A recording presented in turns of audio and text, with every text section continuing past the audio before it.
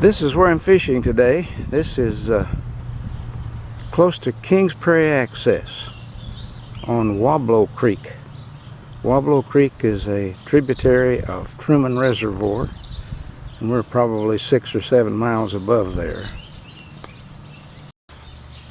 As you can see, this creek is kind of dingy. Normally it's crystal clear, so it might be kind of tough. But we're going to go anyway, and I'm going to pull my kayak and my tackle down that bank and leave it here and take my truck about 3 miles down the river and leave it at the takeout place, and then I'm going to walk back here and make a little trip down the river. This is my Ascend kayak.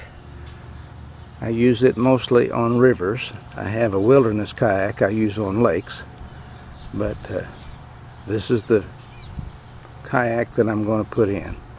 Well, I successfully got the kayak down to this point, although I'm out of breath, and now I've got to leave it here. When I come back, I got to get it down this steep bank into the water.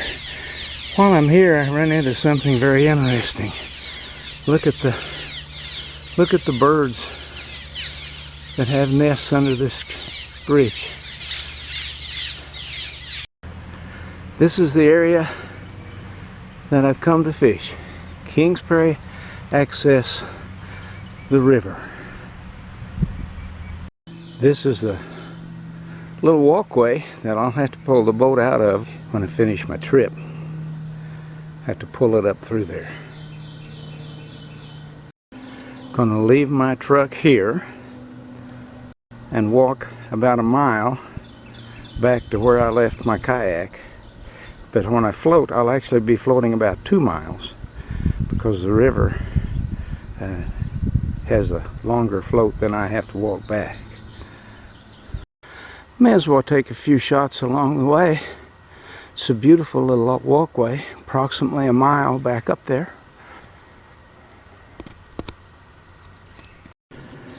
Beautiful old scaly bark hickory tree. Oh boy.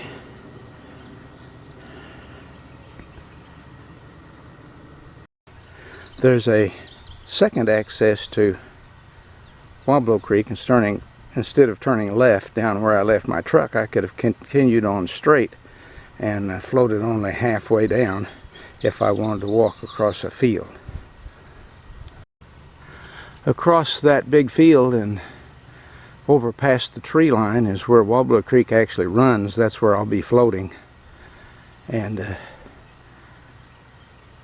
my actual location where I'm going to float from is on the upper end of that field, in the distance there past those big trees. I'm about halfway back there from where I left my truck.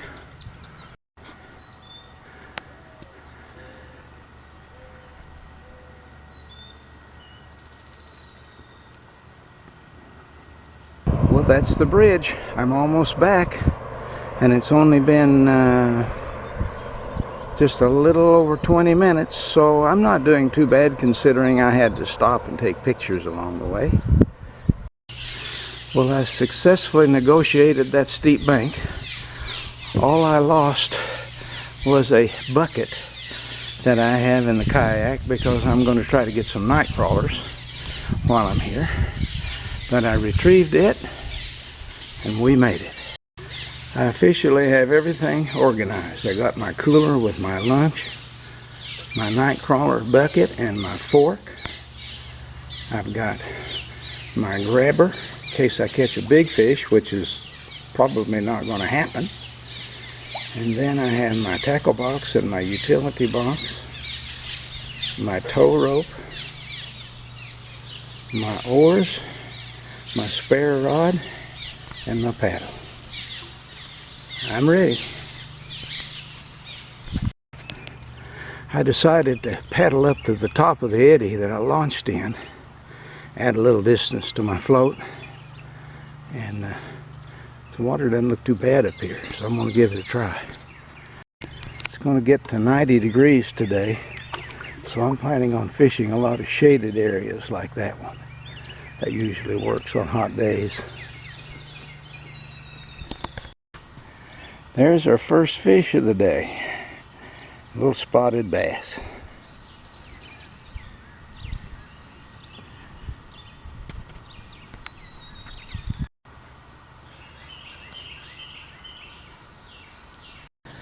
There's the bridge where I put in. That'll give an idea of how far I paddled up. Already caught 2 fish. I'm certainly not going to film them all because you usually catch several on this little creek. The reason I'm filming this little guy, this is my 3rd fish, but out of the first 3 fish, I've got 3 different species. I've caught a bass, and that first bass was not a spot, by the way. It was a largemouth bass. Then I caught a bluegill, and now this is a green sunfish. Well, I caught 7 fish on my Christmas tree jig, but I like this color, particularly for the watercolor that we have. I'm going to give it a try. This is my 8th fish, and this is a hybrid. This is another species. This is a cross between a green sunfish and a bluegill. And they get larger than either one if you can get a big one. This one's obviously a small one, but they're beautiful fish. Alright, I took a picture of this guy because he's a dandy. This is a good size green sunfish. They get bigger than that, but that's a nice one. An old buzzard just came in and landed on that limb right up above me. Well, I'm back down to the bridge where I put in. I caught 10 fish on my little trip upstream and back down. I didn't fish going up, but I fished back down. And now I guess this officially starts us down the road, down the river. I switched to a cork, a strike indicator with a jig under it, and they're just killing it. And I got this big hybrid, and he hung me up. And I had to come in and get him loose and probably scare all the fish away. Well, I broke off and had to retie. I thought I'd show the rig I'm using. They're really biting it well. I hand tied the jig, and up above I have the strike indicator, which I made molds, bought styrene, and cast and built my own strike indicator. This is a really huge black perch, green sunfish. Locally we call it black perch. It is huge, and they're hitting this jig under the cork. I'm still in the same hole that I launched in. This is my 16th fish, and the bridge is only 100 yards back behind me.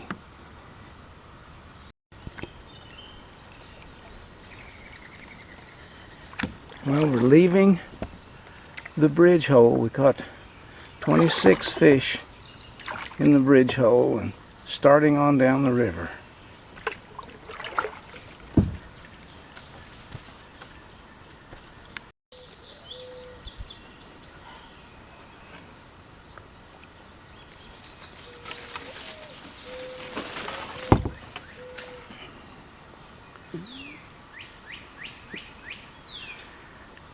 You'll notice that the shade from the trees makes these dark spots, and I'm catching all my fish in the shaded areas.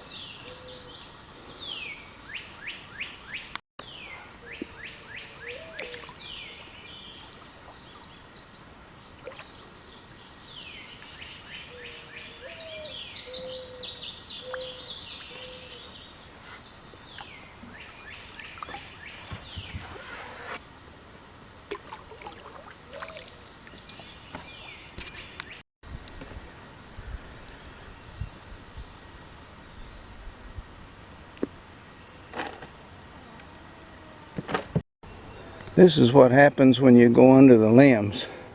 on Weableau Creek. Some of them have briars in them.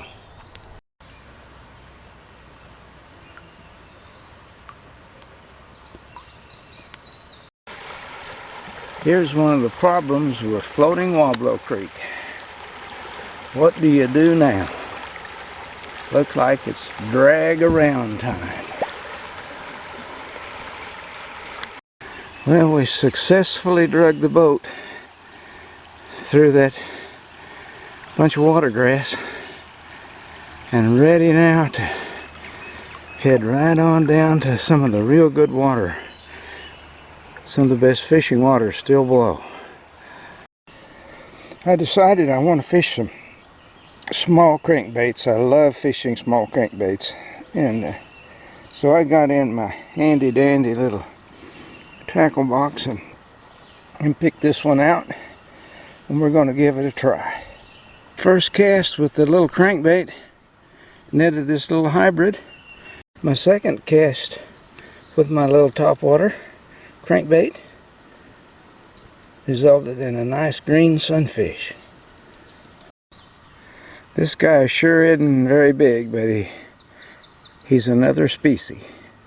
This is a long-eared sunfish, commonly called pumpkin seed by the folks around here. This is a hybrid of some kind, but I've never seen one exactly like it.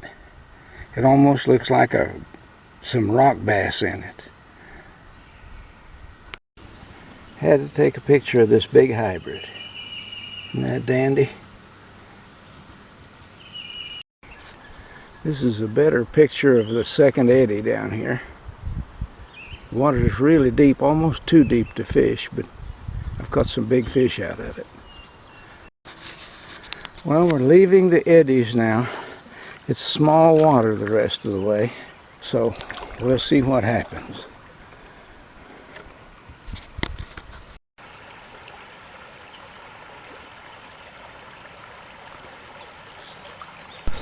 As I turned this corner, I looked down about 200 yards and saw this huge buck standing in the water. I tried to get a video of him, but my camera was not accessible quick enough to do that. So I ended up taking this snapshot. The picture didn't come out very clear, but he had a huge rack of horns, and it was a special treat to see him standing there.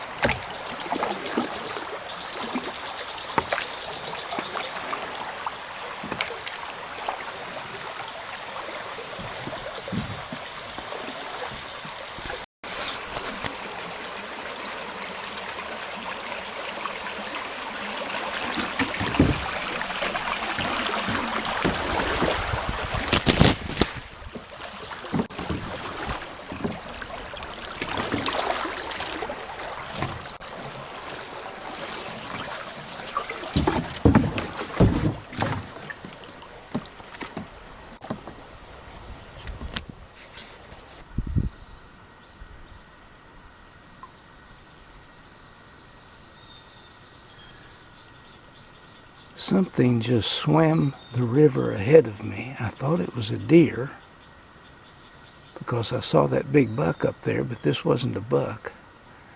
But something swam the river and then went down the bank, and I never was able to get it.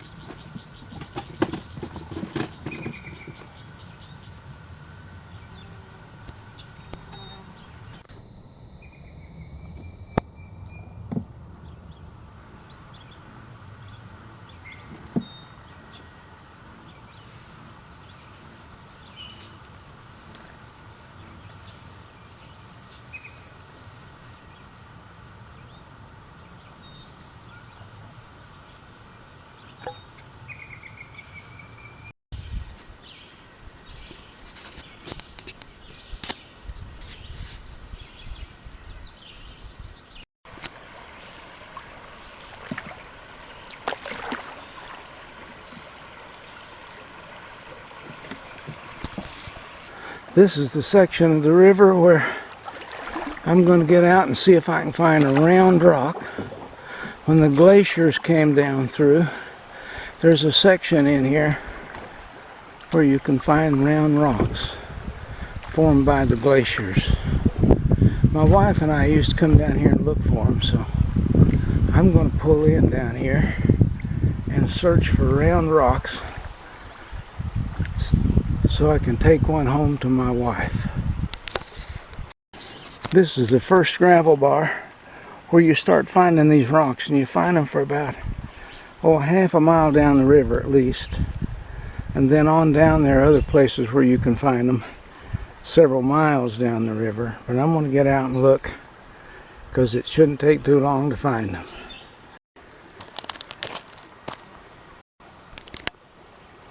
Took a little longer than I thought, but there's a small one. Uh-oh, it's just half of the rock. The other half is broken away. That's what we're looking for right there. The whole rock. The round rock. All right. I'll take that one home to her. I'm going to run short of time here, so I'm going to take that one rock and run. They will become more prevalent as I get further down, if I got time to look for them. Well, I decided to make one more search for a round rock, and there's one right off. Well, there's one more. I'll take that one, and that'll be enough. I don't want to load the boat down. 3 round rocks from a sweetie.